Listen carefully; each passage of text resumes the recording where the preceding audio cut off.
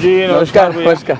कैसे हैं प्रधानमंत्री जी? देखिए, मजदूरी कर रहे हैं। नहीं, आप इतना आजकल घूम रहे हैं और बहुत कैंपेनिंग बहुत इंटेंस है इस बार आपकी। वैसे हर चुनाव में करते हैं, कोई ज़्यादा अलग से कर रहे हैं ऐसा तो नहीं है। पर इस बार रोड शोज बहुत है आपके। ज़्यादातर हमने देखा हुआ कि क्या है जी कि शाम को हमारा एक प्रॉब्लम ये है, जी ये हेलीकॉप्टर का प्रॉब्लम ये है कि सूर्यास्त के पहले आपको लास्ट डेस्टिनेशन लैंड छोड़ना करना पड़ता पड़ता है जी। है। उसके बाद एक्चुअली कैंपेन के लिए 3-4 घंटे का सही समय होता है। अब वो मेरे जैसे को काम नहीं आता है क्योंकि मेरे लिए तो फिर उसमें से मैंने एक रास्ता खोजा जी कि जहाँ मेरा डेस्टिनेशन ख़त्म हो जाता है तो मैं एक स्थान पे रोड शो कर लूँगा, तो एक एक्स्ट्रा कार्यक्रम मेरा।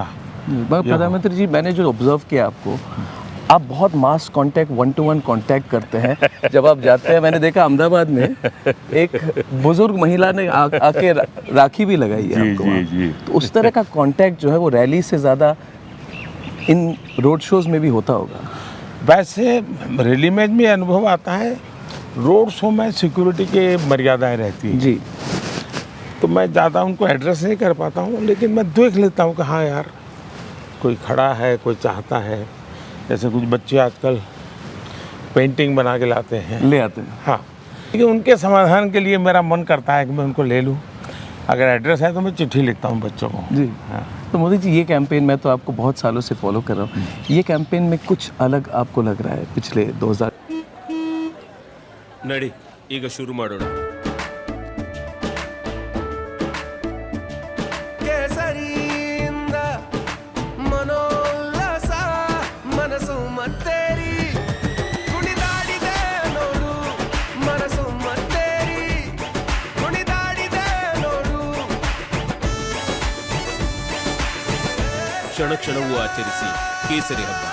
ವಿಮಲ್ ಬಾಯಲ್ಲಿ ಹೇಳಿ ಕೇಸರಿ. 14 या 9 और माहौल की बात जो होते हैं, इंटरव्यू से पहले पूछना चाहूँगा, ओवरऑल माहौल कैसा लग रहा है आपको इस बार? देखिए, 2014 के चुनाव में जब मैं गया जी तो देश मुझे जानता नहीं था। मैंने थोड़ा बहुत मीडिया से जानता था और मैं गुजरात में काम करता हूँ, उतना ही पता था उनको। जी उनको ये मालूम तो था नहीं भाई एक्चुअली क्या है, तो लोगों की क्यूरियोसिटी बहुत थी। जी तो 2014 में मैं देखता था, मैं जो चीज़ कहता था उसको वो बहुत ही एक प्रकार से नापने की कोशिश करता है, ऐसा मुझे उनकी आंखों से दिखता था अच्छा कि ये क्या ये हो सकता है, क्या ये संभव है क्या, क्योंकि उन्होंने ऐसा कभी देखा नहीं था। जी जी जी जी तो उनके लिए सब नयापन था।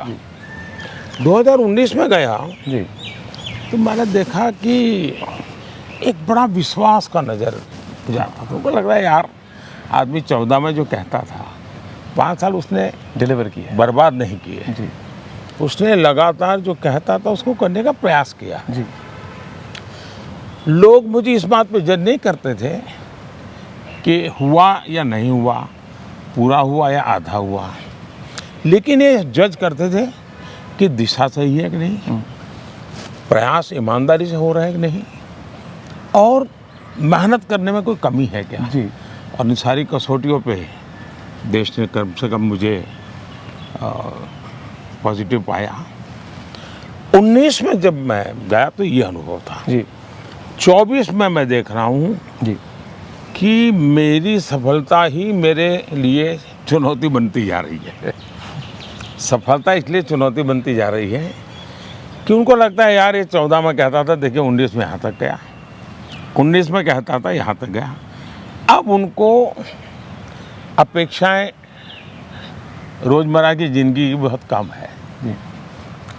अब सामान्य हिंदुस्तानी मानता है कि हमारा देश पीछे नहीं होना चाहिए, हमारा देश अब आधुनिक होना चाहिए, हमारे देश में वैज्ञानिकता होनी चाहिए। ये सामान्य मानवीय की सोच है जी, और वो एडप्ट करता है। खास करके डिजिटल इंडिया ने जी उसको अनुभव करवाया जी जी जी कि ये सब संभव है, हम भी ये कर सकते हैं। जी सामान्य मानवीय को, वरना टेक्नोलॉजी घर में घड़ी भी टाइम सेट करना है तो पहले सोचता था जी। कि घड़ी का टाइम सेट, तो बच्चे को बुलाता था, अरे देखो यार वो घड़ी लेट चल रही है, सेल बदलना है। तो आज ऐसा नहीं है एक। और इसलिए मैं समझता हूँ कि ये समय आकांक्षाओं का समय है जी। बहुत बड़ी आकांक्षाओं का समय है। और ये आकांक्षाओं का समय है तो मेरा उत्साह भी और बढ़ गया है। मैं एक व्यक्तिगत सवाल पूछूं जी। इंटरव्यू शुरू करने से पहले। मोदी जी, पूछता है Bharat, nation wants to know, आप इतने रिलैक्स्ड कैसे रहते हैं? अभी आपको कोई मिले इतने चुनाव के गर्मी के बीच में और आपकी शेड्यूल 2014 से ज़्यादा है, 2019 से ज़्यादा है। 2014 में जब इंटरव्यू की थी आपकी, मैंने 9 मई को ही की थी 2014 को, और तब आपका गला भी बैठ गया था। इस बार गला भी आप, you are looking very fresh, very relaxed. तो अगर टीवी पर लोग मुझे न देखते हैं और आज जिस रूप में आप मुझे देखते हैं तो मानते ही नहीं कि मैं मेहनत कर रहा हूँ। और आजकल कुछ लोग बोल भी देते हैं। लेकिन जी, शायद 2014 में और 2019 से बजाय जी, एक अलग ही माहौल है चुनाव में, और उसका एक स्वाभाविक परिणाम मेरे मन पर भी होता है। मैं भी इंसान हूँ आखिर, कोई तनाव नहीं है, तनाव नहीं, कोई इफ्स एंड बट्स नहीं है, हाँ। कोई दुविधा नहीं है। और मैं गुजरात में इतने साल रहा लेकिन मैंने ऐसे चुनाव नहीं देखे। मैं सब चुनाव जीतता था, 2/3 बहुमत से जीतता था, लेकिन इतना, और इसलिए मैं कह रहा हूँ कि चुनाव मोदी निमित्त है जी, भारतीय जनता पार्टी की एक व्यवस्था है। लेकिन मेरे हिसाब से चुनाव देश की जनता ने अपने कंधे पर ले लिया है। और एक प्रकार से मैं जो कहता हूँ, मैं जाके कहता हूँ भाई मैं 2 चीज़ के लिए आया हूँ। एक, 10 साल देश को आगे बढ़ाने में आपने जो योगदान किया तो मैं आपका धन्यवाद करता हूँ, देश आपने आगे बढ़ाया है। और दूसरा मैं कहता हूँ कि मुझे आशीर्वाद चाहिए, क्योंकि हमें अब इस गति को रुकने नहीं देना है जी, हमें इसको मेंटेन रखना है। नई ऊंचाइयों को पार करना जी, है। बिल्कुल। हमें गति भी बढ़ानी है, स्पीड भी बढ़ानी है, स्केल भी बढ़ाना है, और स्कोप का तो जहाँ तक सवाल है, स्काई इज़ द लिमिट, जो डेफिनेशन है जो बोला जाता है, स्काई इज़ द लिमिट, मैं समझता हूँ भारत के लिए उससे भी आगे बहुत कुछ है। हाँ, बहुत बढ़िया। मोदी जी, अभी इंटरव्यू के लिए चलें? चलिए भाई। जी, जी, बहुत अच्छा लग रहा है आपको मिलकर और आपने रिलैक्स लग रहे हैं।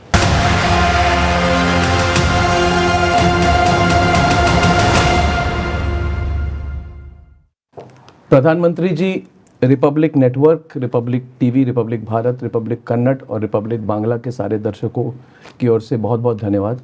आज ये मौका मिला है हमें 3rd और 4th फेज़ कैंपेनिंग के बीच में आपसे बात करने के लिए, तो कोशिश करेंगे जितना कवर करें। बट पहले तो बहुत बहुत धन्यवाद, आपकी इतनी बिजी शेड्यूल में आपने हमें समय दिया है आज। आपके सभी दर्शकों को भी और आपकी टीम को भी मेरा बहुत बहुत नमस्कार। ये चुनाव हम राजनेताओं के लिए तो दौड़ धूप का होता है, लेकिन शायद मीडिया जगत में, इसमें भी टीवी मीडिया के लिए तो सबसे ज़्यादा दौड़ धूप का समय होता है। लेकिन मुझे अच्छा है कि आपके कई राज्यों से जुड़ी हुई आपकी चैनल होने के कारण मुझे कईयों के साथ एक प्रकार से आज संवाद करने का अवसर मिल रहा है। मैं सबको नमस्कार करता हूँ। धन्यवाद। प्रधानमंत्री जी, पहला सवाल यह है कि आपने वेमागिरी आंध्र प्रदेश में और उसके बाद बंगाल में भी आपने कहा है, और इस बात को बहुत नोट की गई, कि आप जो गरीबों का पैसा जो भ्रष्टाचारियों ने लूटा है, आप एक कानूनी सलाह ले रहे हैं कि इसको कैसे वापस लौटाया जाए। और ये अगर ऐसी कुछ हो, ऐसी कोई स्कीम हो, तो शायद दुनिया भर में पहली बार होगा। इस पर अगर आप थोड़ा सा डिटेल में हमें ये बहुत अच्छा सवाल आपने पूछा है, और मैं मानता हूँ देशवासी भी जानना है, क्योंकि पब्लिक मीटिंग में मैं इतना बोल नहीं पाता हूँ जी।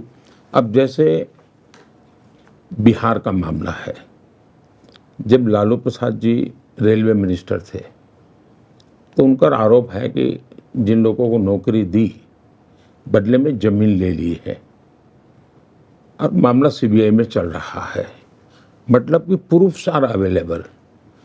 तो मेरा आग्रह रहेगा, मैं वकीलों से सलाह ले रहा हूँ कि जो बच्चे नौकरी पाने के लिए ज़मीन खोई है अपनी पैतृक संपत्ति है वो, अब मजबूरी में उन्होंने दे दी। मैं चाहूँगा कि ज़मीन उन बच्चों को वापस मिले। उसी प्रकार से आपने देखा होगा बंगाल में सरकारी नौकरी की हर भर्ती का रेट कार्ड है, रेट कार्ड अवेलेबल है, और उनके हर स्तर पर वो पैसा किसको कितना मिलेगा, कहाँ जाएगा, वो भी बांटने की व्यवस्था है। अब जो